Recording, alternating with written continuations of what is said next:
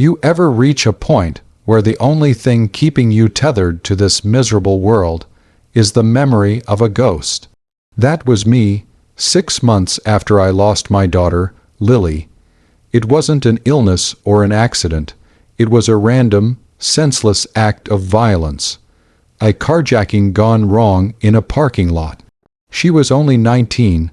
Losing her didn't just break my heart, it incinerated my soul. I quit my job, my wife left, and I sold our house because I couldn't bear the silence in her room. I moved into a tiny, lightless apartment, spending my days staring at a wall, surviving on stale coffee and the crushing weight of guilt. I felt like a vacuum cleaner that had sucked all the happiness out of the world and now sat empty, useless. I'd made my plans.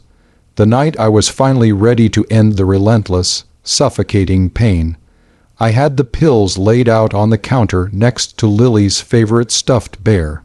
I was minutes away from swallowing them, ready for the silence, when there was a sudden, sharp, and entirely unexpected knock at the door. Not a gentle tap, but a firm, almost desperate asterisk rap, rap, rap asterisk. I froze, the sheer absurdity of the interruption pulling me back from the brink. Standing on my doorstep was a terrified, soaking wet teenager I had never seen before, clutching a faded photograph. He didn't ask for help. He didn't ask for directions.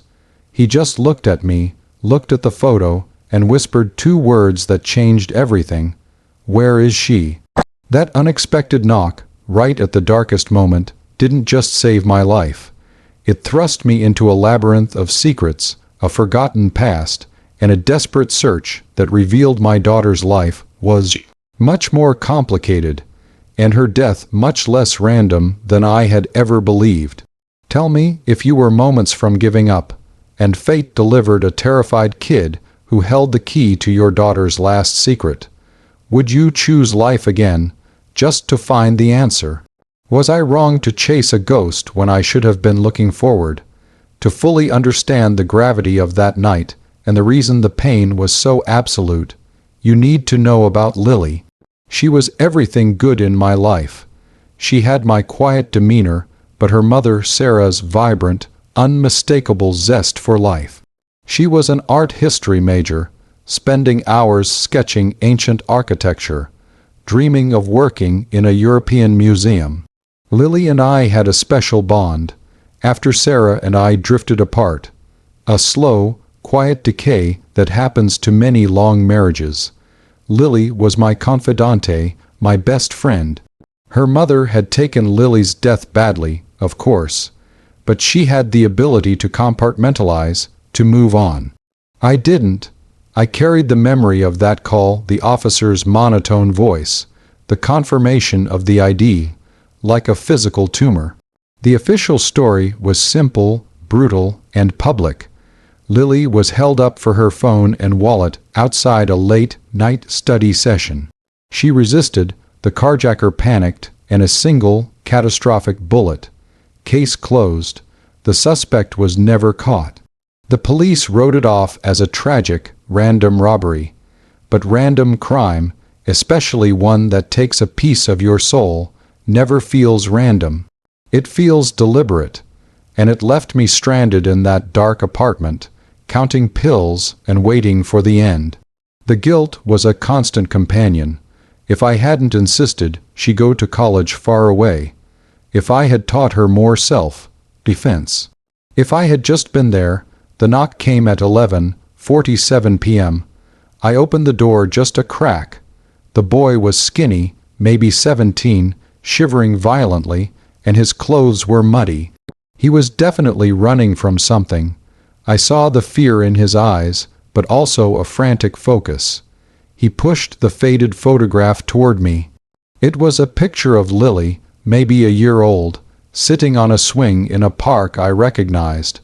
But the picture wasn't taken recently. It was old, digital with crinkled edges. "Where is she?" he repeated, his voice barely a rasp. "Who are you?" I demanded, pushing the door open slightly, the pills forgotten on my counter. My name is Elias. I need to find the woman in this photo. They told me she would help me. They said she was family. My blood ran cold. That's my daughter, Lily. I whispered, the words catching. She died 6 months ago. Elias's face crumpled.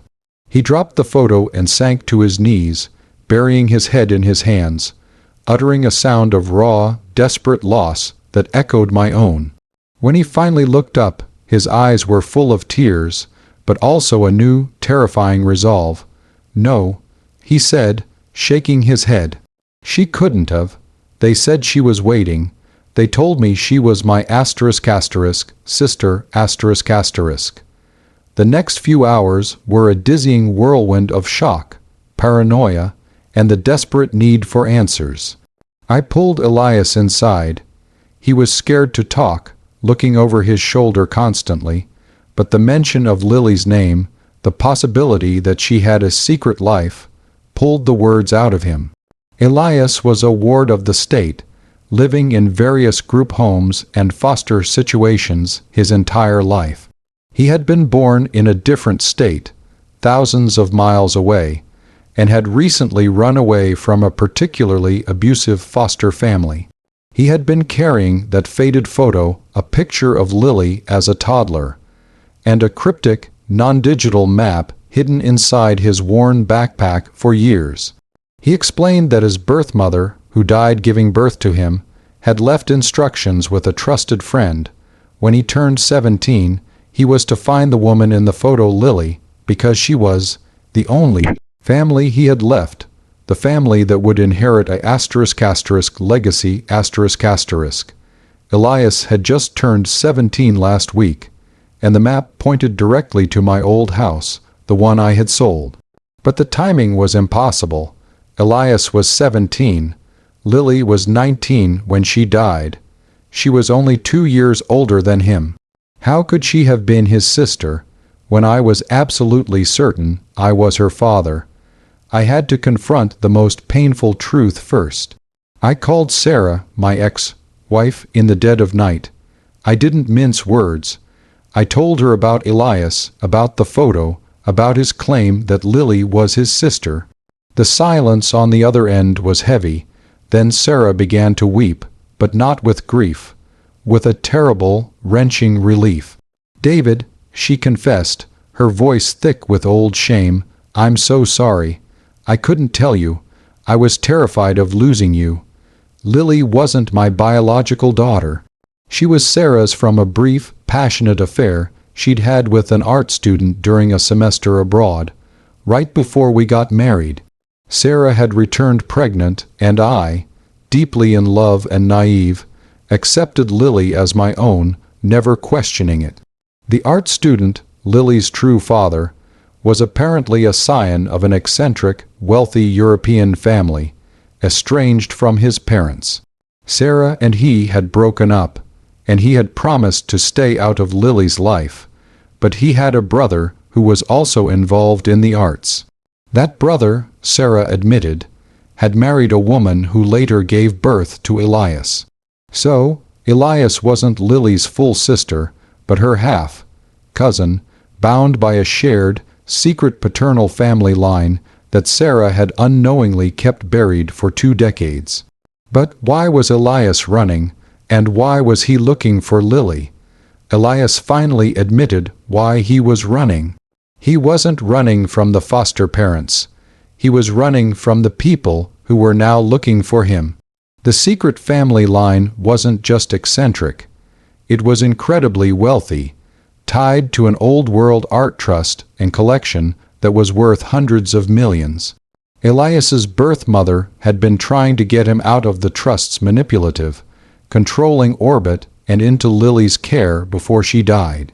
Lily, as the oldest living direct descendant of the art student, was the key, the designated protector of the next generation of the trust. But now Lily was dead, and Elias, as the only other living relative under 25, was next in line. And he was being hunted by the trust's ruthless legal guardians, who wanted to control the art and the assets, and viewed a scared, runaway teenager as a liability they needed to manage or remove. The pieces began to click into place, chillingly. Lily's random death. It was just 6 months after her 19th birthday, when she would have received the initial notification from the trust about her role as protector. She wasn't carjacked. She was eliminated, and the killers were likely the same people now hunting Elias.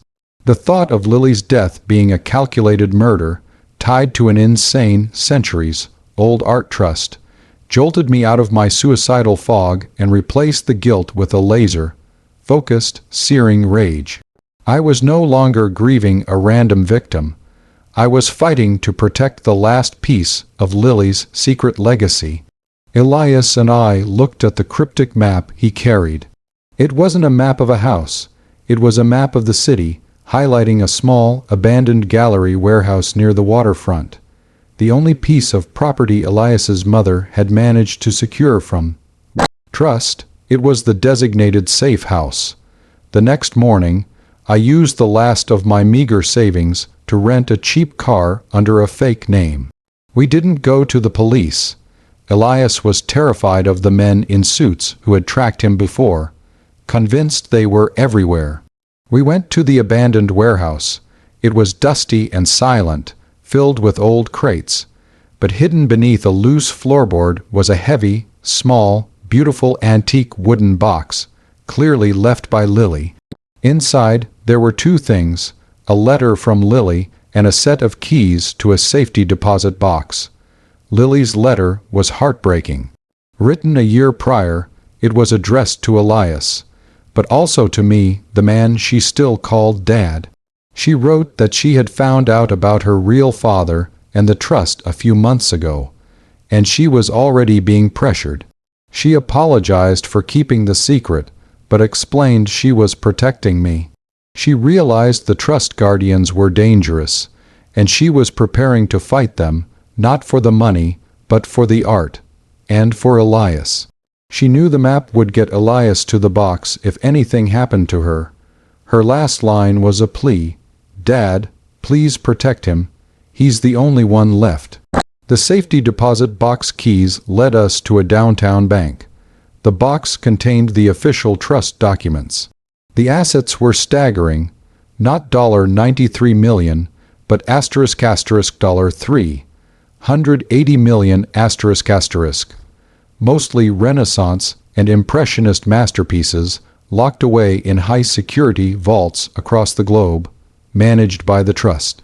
And Lily was the protector. Now I, the retired middle manager, was the sole guardian of the only other living heir, Elias, and this colossal, murderous art trust. So that's the situation I was in.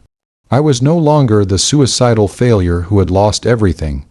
I was the fierce protector of my daughter's secret legacy, guarding a terrified half-cousin and a $380 million art trust from the very people who had likely engineered Lily's murder.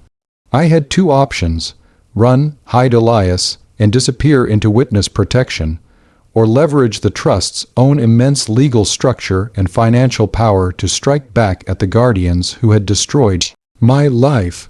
Before I tell you the methodical, chilling way I used the law and the trust's own assets to expose and dismantle the entire legal apparatus responsible for Lily's death, I want you to pause and comment below what you would have done in my shoes. Would you have prioritized Elias's safety above all else and run, hiding him from the world? Or would you have gone for the cold, methodical revenge, using the $380 million trust to expose the killers, even if it meant stepping into the crosshairs? Seriously, let me know what choice you would have made right there. I chose the methodical, surgical revenge. Running would have meant Lily's death was in vain, and the killers would have won, gaining total control of the art. I realized the greatest weapon wasn't a gun. It was the trust's own legal power. I contacted the bank where the trust was domiciled, using the documents Lily left behind. I presented the safety deposit box key and the full, notarized documents establishing Lily as the protector. I declared my temporary guardianship of Elias, and, as per the trust's rules, which were complex, old world, and surprisingly specific, invoked the *** emergency guardian clause *** immediately, freezing all trust transactions and suspending the board of trustees, the same board who were likely the killers. The bank's response was immediate and terrified. They couldn't ignore the legal documents tied to a $380 million asset. The frozen trust sent shockwaves through the exclusive, shadowy world of art finance. The board of trustees, headed by a manipulative lawyer named Julian Vance and a disgraced European noble named Count Alexei, immediately tried to fight the suspension in court, arguing I had no standing. This was exactly what I wanted. I used the trust's own funds to hire a team of ruthless forensic accountants and international law specialists. My strategy was not to prove murder in a criminal court. That would take years, but to prove ** financial mismanagement and malfeasance ** in a civil court, which was much faster and required a lower burden of proof. I had my team focus on the millions siphoned out of the trust under Vance and Alexei's control, arguing their management was draining the art's value. The moment the discovery phase began, the walls came crashing down. We found huge, undocumented transfers, inflated valuation schemes, and, crucially, a series of payments made through a complex offshore shell company to two individuals matching the description of the carjackers. The payments were dated the week * before * Lily's death, disguised as security consulting fees. The evidence was overwhelming. We presented it to the civil court, and the judge, faced with the potential collapse of a major global trust, immediately ordered a full investigation. The subsequent public civil suit completely exposed Julian Vance and Count Alexei. They were stripped of their roles, their personal assets were frozen, and the evidence of the hitmen was passed to Interpol and the federal authorities. The men who had destroyed my daughter's life were cornered and ruined, not by a single bullet, but by the meticulous application of the financial law they thought they controlled. Vance and Alexei were eventually arrested on fraud and conspiracy charges. The conspiracy charge specifically included the elimination of the primary trust beneficiary to prevent oversight. The aftermath was long but profoundly satisfying. The trust was placed under a court-appointed independent manager. Elias, now legally protected and fully recognized, was granted his legacy. I didn't take a dime of the $380 million. I simply took on the role Lily pleaded for. I formally adopted Elias. I learned to draw, inspired by Lily's sketches, and started volunteering at a local youth art center. I found purpose not in money, but in protecting the only family I had left and honoring the courageous secret life my daughter had lived. My ex-wife, Sarah, was initially relieved, then deeply humbled. She and I finally achieved a respectful, healthy co-parenting relationship for Elias, centered around the memory of Lily. The guilt is gone now, replaced by the certainty that Lily didn't die in vain. She left me a final mission, and I carried it out. The knock at the door saved my life and restored my soul, not by giving me happiness, but by giving me a sacred duty. I look back at the bottle of pills on my counter and the desperate rap at the door. I wouldn't trade that moment for anything. It proved that sometimes the only thing that saves you from the darkness is a fight worth living for. Like this video if you believe the final act of love is the pursuit of justice. Subscribe for more stories about secrets, conspiracies, and unexpected reversals of fortune. And please, share your final thoughts on this whole messy situation in the comments section below. Do you think I did the right thing by using the trust's wealth for revenge? Or should I have just focused on hiding Elias? I'll see you all in the next story. //